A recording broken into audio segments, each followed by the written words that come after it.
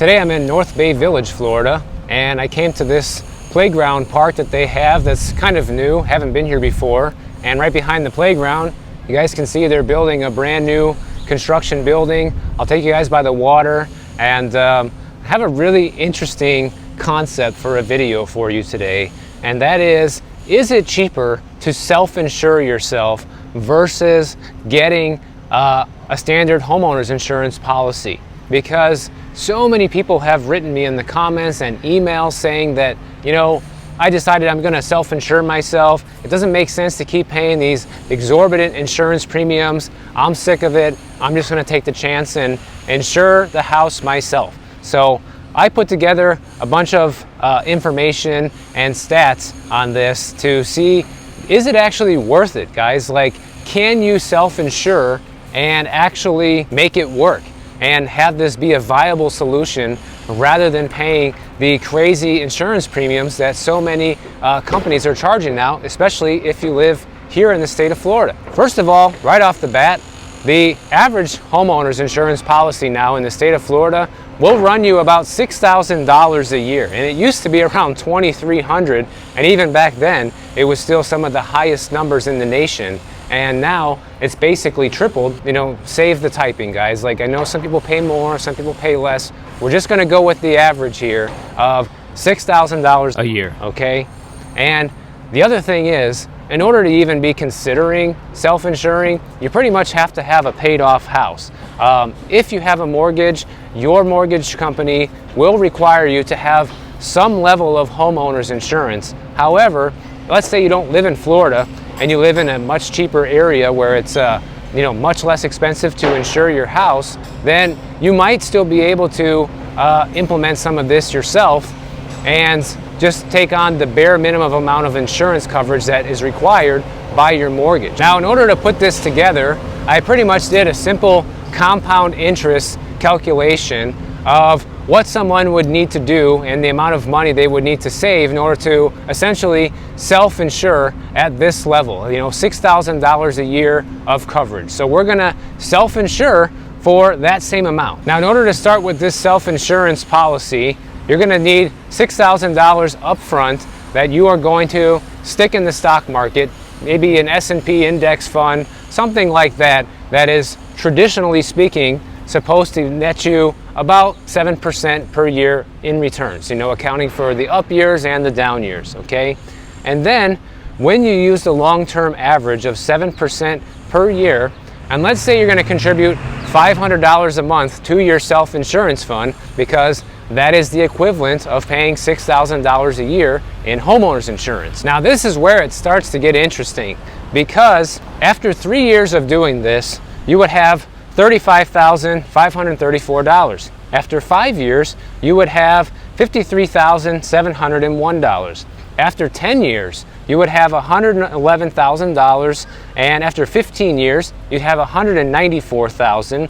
20 years later, you'd have $311,000, and after 30 years, which is the typical length of a mortgage, you would have $658,000 saved up at a 7% rate. Assuming you made that $6,000 contribution every single year for 30 years, this is what you would end up with. Now, assuming you never had a claim, you never had to use any of that money, you just hit the jackpot, because now you have yourself a nice little nest egg, and not to mention, you don't have a house payment either. So you're probably doing pretty well in life if this is you. But what if we dig into this a little bit deeper and look at this from a more practical standpoint? So first of all, if you're investing this money and you end up with 658 grand or somewhere in the middle, depending on how much you decide to use for your math, and let's say you do need to make a claim, and since you don't have insurance, you're taking this money out to pay for insurance, right? Well, now you're gonna have to pay capital gains taxes on the amount of money that you earn, because as soon as you pull money out of a fund like this, you're gonna be taxed on the capital gains. And the other thing is, realistically speaking, all costs of homeownership go up, guys. We did this math based on paying $6,000 a year for the next 30 years, but just looking at what's happened here in Florida over the past 3 years for insurance premiums skyrocketing, for a fact that in 30 years from now, insurance premiums are going to be a lot higher than $6,000 a year when you account for inflation, when you account for replacement costs, and if there's anybody even left here that will write insurance, right? But I was combing the internet to find out, well, how much does the average homeowner's insurance claim actually cost? Like, how much are people actually getting paid out, and what for? And here's what I came up with. So between the years 2016 and 2020, the average property damage claim payout was $13,804. When it came to a fire and lightning claim, that had the highest average payout, which was about $77,000. The data also shows that liability insurance claims often have higher payouts than property damage claims, and the average liability insurance claim was about $23,600 between 2016 and 2020. Now, I found another really good resource here. I can't remember the name of the website, but I put the link in the description below. They have all sorts of interesting insurance stats, and that's where I pulled this table from. And when you look at this table, it shows the cause of the claim and the average cost to settle this claim. Okay, and as you can see from it, that the highest one is that fire and lightning claim, and the other ones are somewhere in between the highest and the lowest. And they also show in a similar chart, when you make a claim on your insurance, your rate is bound to go up. And what they're showing here is how much your rate will probably go up to once you have 1 claim, 2 claims, 3 claims, etc. And that is just based on the national average. Obviously, this is going to be much higher if you live in Florida.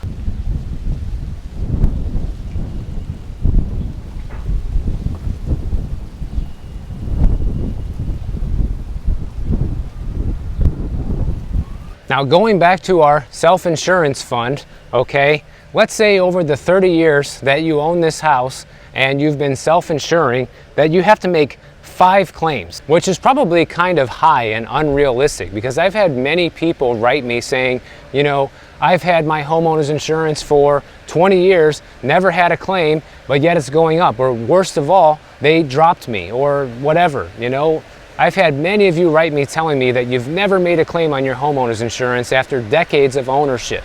Now, that's not the case for everybody, so that's why I'm going to say, let's say you make 5 claims, and I'm going to pull a claim from each category here, guys. Let's say you have 1 liability claim, you have 1 fire and lightning claim, you have 1 bodily injury claim, 1 water damage claim, and 1 wind claim over the 5 years of homeownership, which I think is a pretty safe bet on what somebody could look at for the amount of claims that you might have to make over the course of ownership. And that this is probably on the high side. So when you add all these claims together, this would net you about $153,620 in self-insured claims that you would have to pay out of the $658,000 that you saved in the stock market.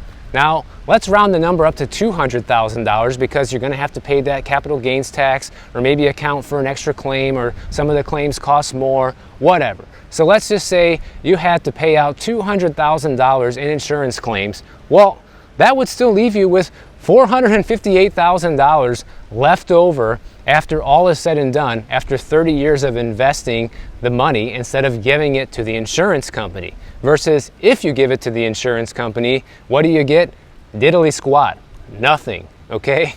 Just the peace of mind, right, that you have insurance, and the whole headache and nightmare that it is to actually make a claim and follow through with it and get paid out, or not get paid out the amount you're deserved, whatever. Now, I put all this math together, and honestly, I didn't know that it was going to end up like this. When I started just throwing all this together, I was probably just as surprised as you are right now that self-insuring could be a pretty viable option over the years in order to actually not paying these ridiculous insurance premiums that are completely unpredictable. And that's even after making several real-world claims, guys, using the real-world averages for these numbers of what it actually costs these insurance companies to pay out. And don't forget, when you pay insurance, you also have your deductible. So whatever that ends up being, you still have to pay part of these claims. So say you have that big one, the fire damage, and it's 78 grand. Well, if you have a $2,000 deductible, you still got to pay that 2 grand,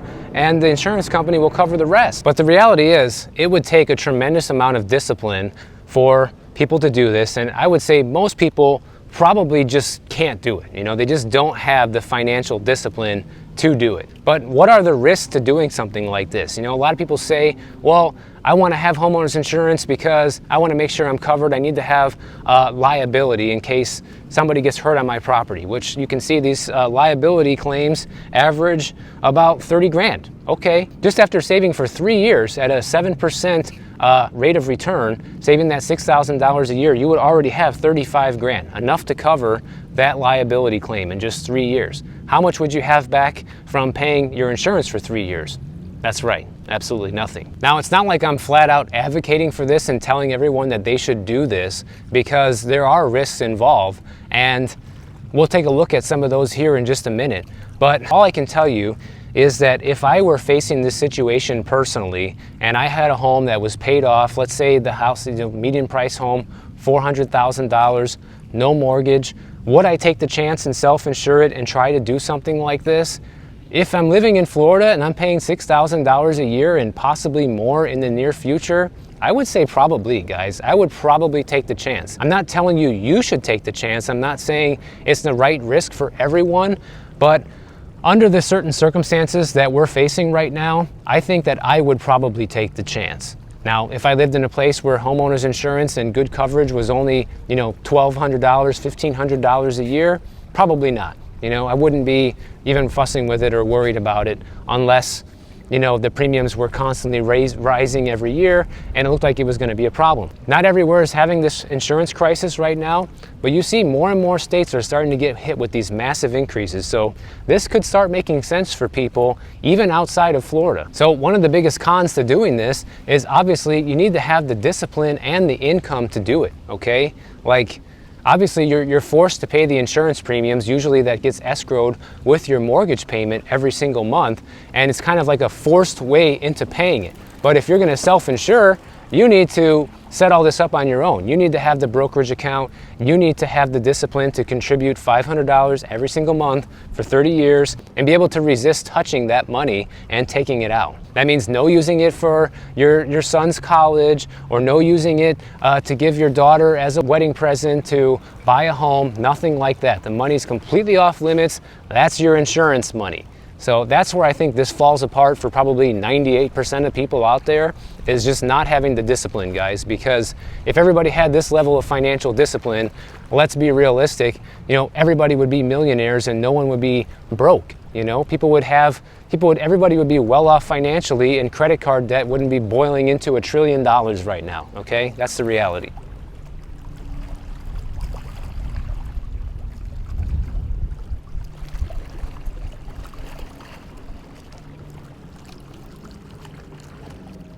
Now, the other downside to this is assuming that you can actually get a 7% return on your money for the next 30 years, because that's a pretty big assumption.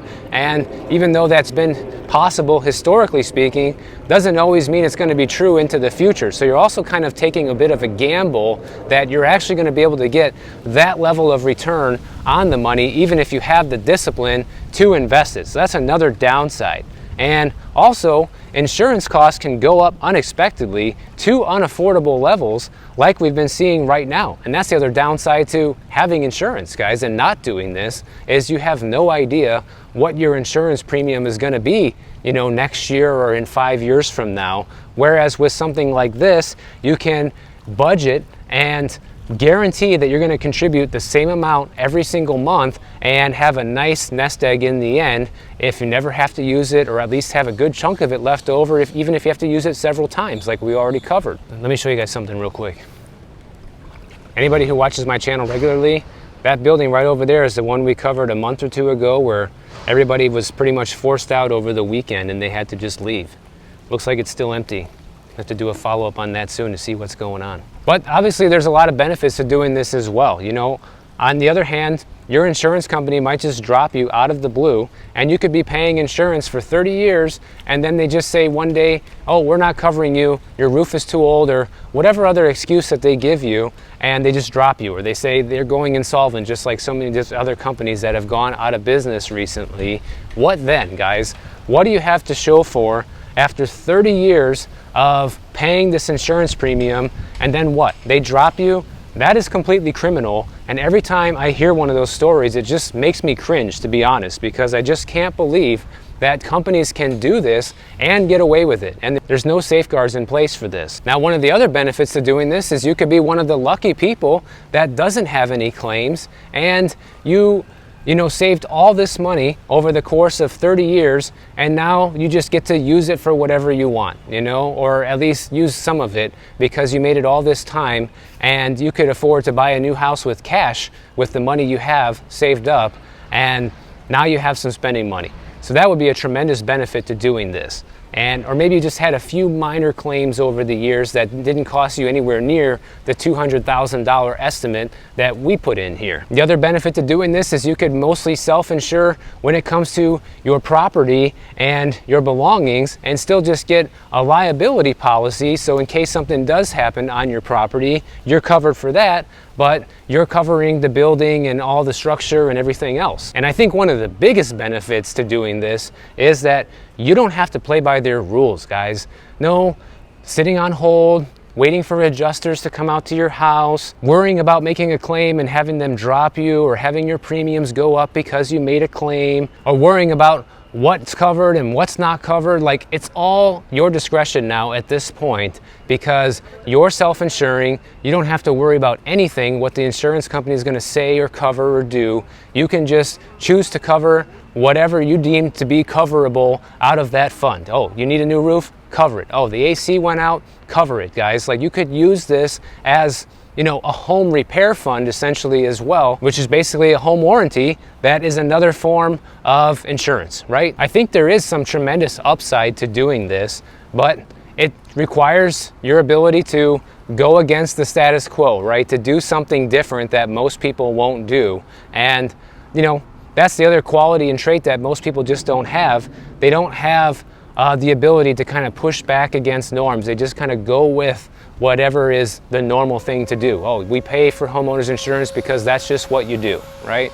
But if you're willing to think outside the box and save some money, you might actually be able to save a substantial amount of money over the years by doing something like this. Now, I personally think that after paying insurance for 20 or 30 years, or really whatever amount of time, it doesn't really matter, and then all of a sudden one day your insurance company says, yeah, we're dropping you, there should be some repercussions for that, guys. They should owe you your money back at the very least, maybe not the whole thing, but a percentage. They should be required by law to pay you back half of your premiums because you paid in all these years, and they just stiff you in the end. They stiff you with no coverage and you get nothing back, and that is just horrible and it's criminal.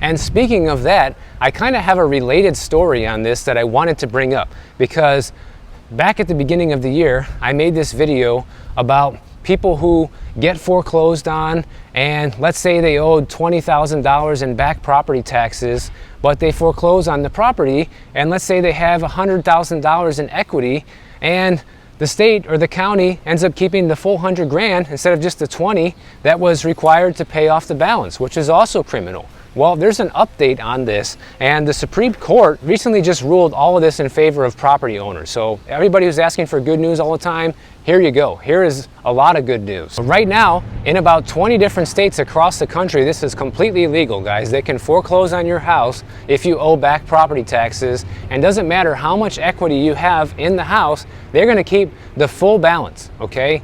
Which is just wrong. That money should go back to the homeowner because it's your equity. You paid for the house, not them. But in a rare, unanimous Supreme Court ruling recently, the Supreme Court of the United States, they basically outlawed this, that they can't do this anymore, which is a huge win for property owners. And now, if these states and jurisdictions are now trying to enforce this still, if they don't change their laws, then they could be on the hook for millions of dollars in lawsuits moving forward into the future from basically illegally taking people's money. And the story that I actually covered earlier in the year was this exact case that keeps getting brought up with this here, because there was a 94-year-old woman in Minnesota. She fell behind in her property taxes. She was only $2,300 behind, but with all of the penalties that added up, that was an additional $12,700. They seized her condo, foreclosed on the place. The place got sold for $40,000. By the lawyer's math, this woman should have received a check for $25,000, which was the difference of what she owed and what the place actually sold for. Now, I'm not going to get into all the legal jargon and the arguments that were made in court, because the real idea here is that this is a huge win for property owners, because even if you do go through a foreclosure from now on, if you have equity in that property and whatever is used to pay for your fines and back property taxes, whatever's left over from now on should go back to you. I wanted to bring this up because, first of all, I hope that people that watch my channel learn something new every single time they watch, because I know I even learn a lot of new stuff. This is news to me. This just happened. And because of that, if you know someone this is happening to, or say it's happening to you, now you can do something about it, guys. You know that it's illegal, that the county cannot take your excess money from the sale of your property, that you're owed this money back, or your friend, your neighbor, your grandma, whoever this is happening to. Don't let that money get stolen. If you enjoyed this video, make sure you click the bell notification down below. YouTube will alert you every time I post a new video. And if you don't want to wait, check out my next one on the screen right over here, and I'll see you in the next one.